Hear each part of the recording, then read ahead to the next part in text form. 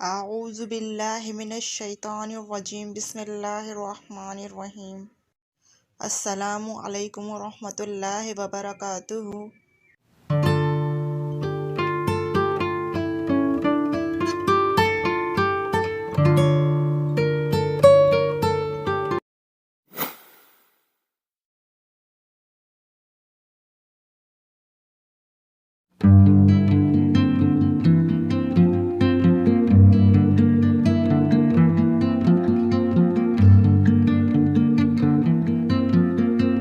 آج کا ہمارا عنوان ہے روح اثر۔ تو آئیے چلتے ہیں ویڈیو کی جانب۔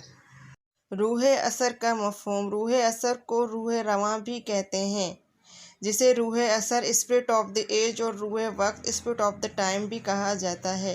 کسی مخصوص دور کی علمی اور فکری فضا جو اس دور میں غالب رہے، یعنی کسی بھی دور میں جو فکر اور علم غالب رہے، اس کو روح اثر کہا جاتا ہے۔ روح اثر کی اصطلاح۔ جرمنی لفظ میں لفظ زائٹ کا مطلب ہے وقت اور گائسٹ کے معنی ہے روح۔ عموماً اس اصطلاح کی نسبت ایک مشہور فلسفی جارج ہیگل کے جانب کی جاتی ہے، لیکن در حقیقت اس نے اس اصطلاح کو کبھی استعمال نہیں کیا۔ البتہ اپنی بعض تصانیف میں اس نے ایک مکمل جملہ ڈر گائسٹ سینئر زائسٹ اپنے دور کی روح استعمال کیا ہے۔ مثلاً کوئی شخص اپنے زمانے سے آگے نہیں نکل سکتا، کیونکہ اس دور کی روح خود اس کی اپنی روح ہوتی ہے۔ روح اثر یا روح رواں کی تعریف۔ روح اثر تنقید کی اصطلاح ہے۔ یہ ایک ایسی حقیقت ہے جس کے ذریعے تاریخ انسان کو چند بڑے رکیبوں میں بانٹا جا سکتا ہے، مثلاً قرون وسطیٰ، قرون اولیٰ، عہد جدید، عہد طنولیت، غفوان شباب، دور خرد، نشاط ثانیہ وغیرہ۔ اگرچہ زندگی کے کچھ اقدار ایسے ہیں جو بلا امتیاز تمام وقتوں اور سطحوں پر حکمرانی کرتی ہیں، تاہم اپنے سرچشموں سے کچھ ایسے مخصوص دائرے اور نظام وجود میں آتے ہیں جو اپنی ایک الگ شناخت رکھتے ہیں۔ یہ مانا جاتا ہے کہ ہر دور کی اپنی شناخت اور روح ہوتی ہے، جس کا سمجھنا ضروری ہے تاکہ فن میں تازہ کاری اور جدت طرازی کی صنعت پیدا ہو۔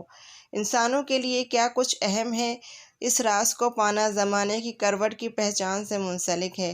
مثلاً ایک فلسفی نے کہا، "وہیں سے آواز دو جہاں سے تمہیں پکارا گیا ہے۔" اس سے مراد یہ ہے کہ ایک آدمی کو اپنے محل وقوع کا صحیح ادراک ہونا چاہیے تاکہ پہچانا جا سکے کہ اس کی منفرد آواز کس بڑے عہد کی روح سے منسلک اور فیضیاب ہے۔ زمانہ کی روح۔ فلسفہ تاریخ۔ کسی دور کا وہ غالب رجحان جو علمی سرگرمیوں اور ادبی تخلیقات میں ایک مؤثر عامل کے طور پر سرایت کر جاتا ہے، زمانے کی روح کہلاتا ہے۔ یعنی کسی بھی دور میں کوئی بھی تخلیق، ادبی سرگرمی غالب رہے، اس کو زمانہ کی روح یا روح اثر یا روح رواں کہا جاتا ہے۔ روح اثر کسی بھی عہد کی مجموعی پکار کا نام ہے جس کا خاموش ارتعاش ذیلی طبقات سے لے کر طبقہ خواص تک پھیلا ہوتا ہے۔ اس کا اطلاق شعر و ادب پر کیا جائے تو حقیقی ادب میں اپنے اثر کی روح ایک مرکزے کی طرح موجود ہوتی ہے، اسی لیے ادب بمقابلہ تاریخ زیادہ اہم ہوتا ہے۔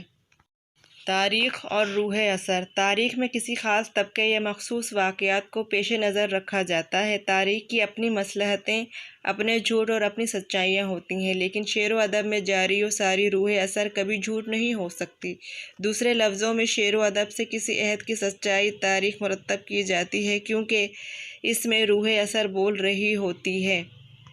میر دلی کی تباہی کا ذکر کچھ اس انداز سے کرتے ہیں: دلی کے نہ تھے کوچے اور راہ کے مصور تھے، جو شکل نظر آئی تصویر نظر آئی۔ دلی میں آج بھیک بھی ملتی نہیں انہیں، کل تک جنہیں غرور تھا یہاں تخت و تاج کا۔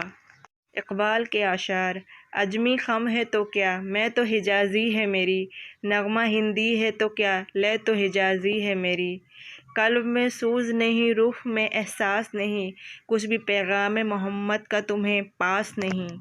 اگر آپ کو ہماری ویڈیو اچھی لگے تو پلیز لائک، شیئر اور کمنٹ کرنا مت بھولیے گا، اور ہماری مزید ویڈیوز دیکھنے کے لیے سبسکرائب کے بٹن پر کلک کریں۔